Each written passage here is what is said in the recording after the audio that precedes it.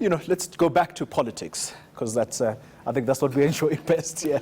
All right, the DA has been accused of being against transformation following a new stance on its black economic empowerment policy. The party says it's looking for a policy that will broaden economic inclusion, as the ANC's model of triple BEE has failed dismally. The strategy was introduced to increase the number of previously disadvantaged groups participating in the country's economy. Now, to discuss this, I'm joined in studio by Dr. Sam Koma. He is with the Milpark Business School, as well as the Black Business Council's CEO, Kganki Matabane. And they join me now. Gentlemen, thank you very much for your time. Let me start with you, Mr. Koma. What is actually happening here? What is the DA trying to do, particularly at a crucial time like this, when we are this close to launching election campaigns, and next year it's the elections? Yeah, Xoli, to be honest, I think the whole notion of the new dawn has created confusion among most of the opposition parties. So most of these parties are trying to find relevance, but then they are failing because they are vacillating in terms of their policy positions. But we should all bear in mind that the triple BE, it's a constitutional obligation. It arises from Section 9, subsection 2 of the Constitution, which deals with the equality clause. And it says that in order to promote the achievement of equality, legislative and other measures have to be taken into account to advance certain categories of persons who are disadvantaged by unfair discrimination. So the B is a response to a constitutional obligation. If the DA feels that the playing field has been leveled today in terms of emancipating those who are economically marginalized, we'll have to look at how then do we amend that section, because you can't come up with an alternative empowerment policy without empowering or advancing those who are classified in the Constitution as having economically being disempowered. Mr. Matabane, you've just heard Mr. Koma here. Has the country indeed leveled the playing field? You are from the Black Business Council. What's your take on what the DA is doing here? Yeah, thank you very much, Kelly, for inviting us. Perhaps let's start with the context, because context matters. The legislation was put there to make sure that black people and the majority, black people, I mean Indians, Colours and Africans, play a meaningful role in the economy. And just to look at the stats, the Employment Equity Report says 67% of the top management in corporates are held by white people. The other report says the economy is owned by, the percentage ownership of black people is between 3 and 5%. So if one gives you an example of when you want to run 100 kilometers, you do 5 kilometers and then you come and say, no, I'm finished with the race. let me start another race. You have to finish the race first. So for me, I think the discussion by the DA is premature, because the sunset clause should look at the achievement first. If we were sitting in a situation where more than 80% of the economy is owned by the majority, and more than 80% of the positions, the top management positions, are held by majority, then you can have that discussion. But now imagine if you're still hovering around 3 to 5%, the discussion, I think, is very premature. Mr. Koma, I want to actually tackle it in this particular fashion now.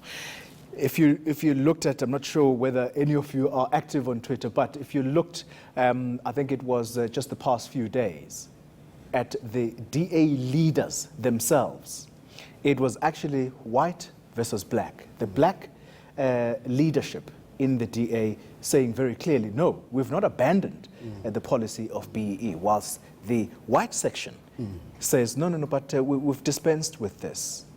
The policy head, Gwen Ngwenya, appears to agree that indeed this has now been dispensed with.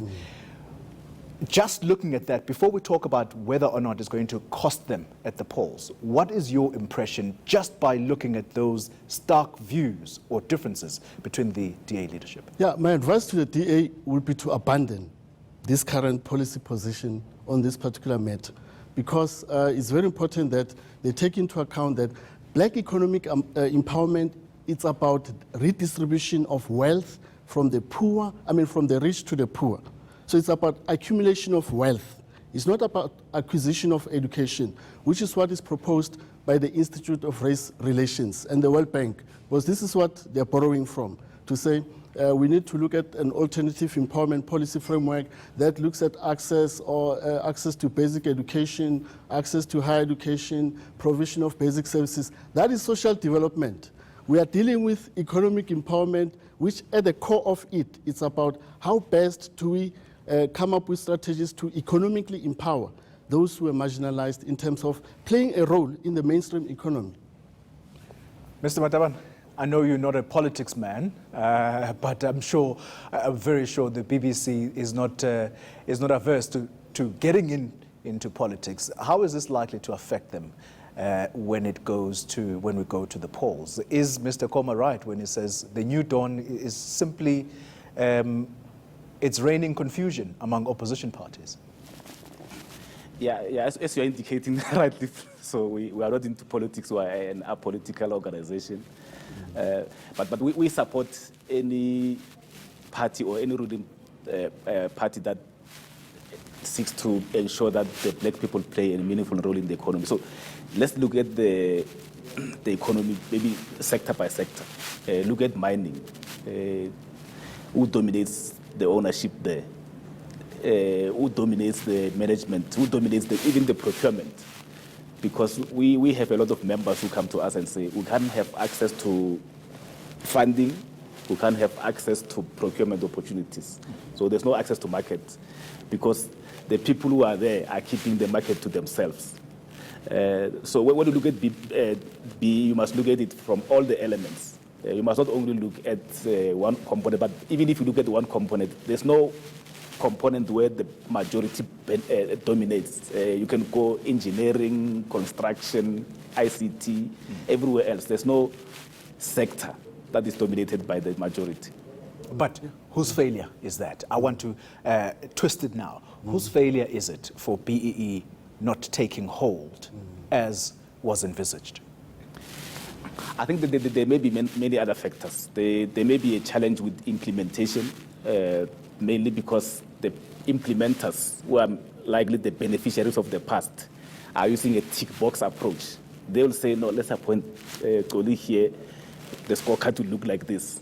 So they are not implementing the spirit of the act. They are implementing the framework of ticking the box. They are implementing compliance instead And who's benefited thus far in that ticking of the box? Is it your ordinary folk, or is it those who are politically connected, as the story has gone?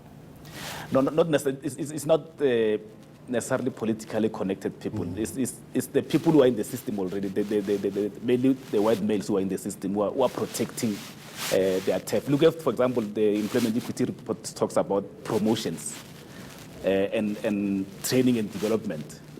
Almost 60% of training and development and promotions are still going to white people, which means even from the bottom, from the feeder system also, there's still a gatekeeping. It means even after 5 years, when people retire at the top, you want to replace them, they are going to then come and say they are not black people. But it's because they are not giving black people an opportunity to come through the ranks. Yeah. Mr. Koma, BEE, as we know it, that's how it was first introduced, Black Economic Empowerment. Then it went to BBEE. Doesn't this speak to the ANC's failure in implementing this policy? And therefore, should the DA be blamed for trying to introduce new strategies?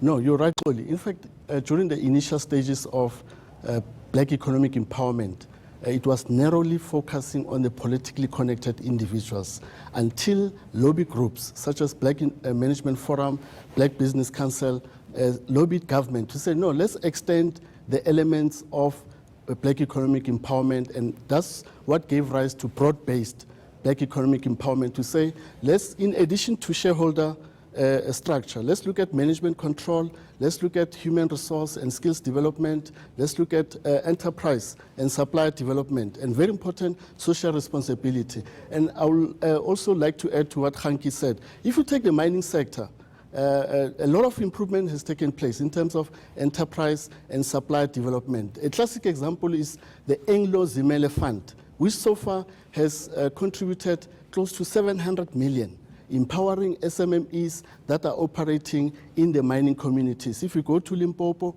Mpumalanga, the Northern Cape, and Northwest, and also parts of Gauteng, a lot of SMMEs operating in the mining communities have substantially benefited from enterprise and supply development. If you take the APN BEV, SAP Miller deal, it has set aside 200 million, which is meant to capacitate the guys who have been running taverns in the townships in terms of capacity building and also establishing a business incubator to capacitate, coach them so that they're able to stand on their own. So this is a much improved policy package from what we witnessed in the mid and late 90s, where you had a lot of ANC-aligned individuals who were benefiting from this. But if you take, say, for example, the financial services sector, the four top banks, if you look at the shareholding structure, it has changed.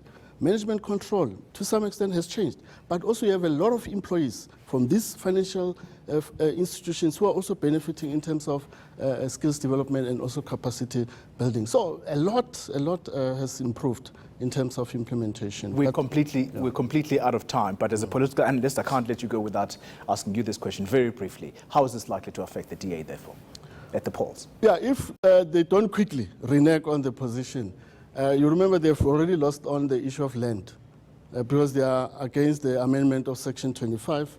They will have to somehow convince potential voters what this alternative empowerment policy is all about. Is it at the core of it about redistribution of wealth, or is it about these peripheral issues of education, providing basic services to the poor and all of that? We are fine with that part. We need at the core of the policy to look at how to fast-track empowerment of especially SMMEs, who are the future of the economy in terms of creating these jobs, addressing inequalities, but very important, the poverty levels that afflict close to 6 million South Africans. Political analyst Mr. Koma, thank you very much for your time. And of course, it's a pleasure, Colin. The gentleman representing the Black Business Council, Mr. Matabane, thanks indeed for having joined us indeed.